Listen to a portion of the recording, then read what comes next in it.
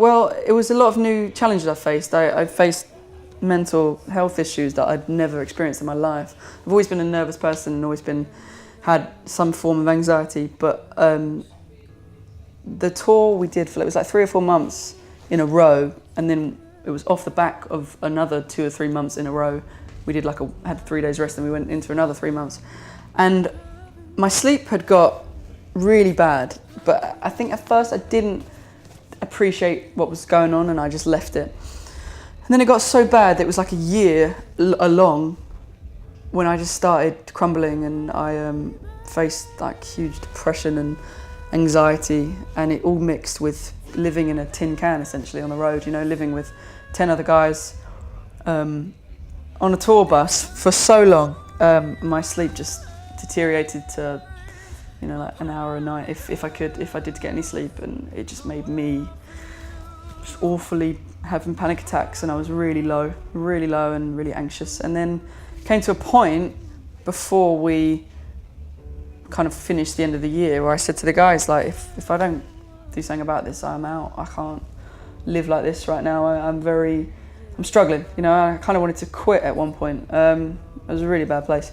So luckily my label, which I really, I'll never forget, they really helped me out, and they sent me to these really good sleep doctors, and I got through it.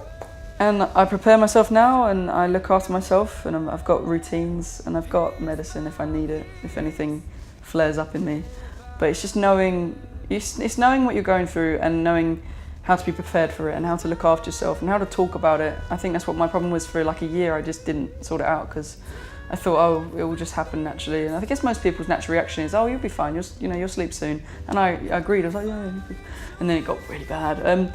But now I'm through it, and in a way, it shaped a lot of our second album, because it was that big chunk of touring. We were also writing on the road because we had no time to write back home.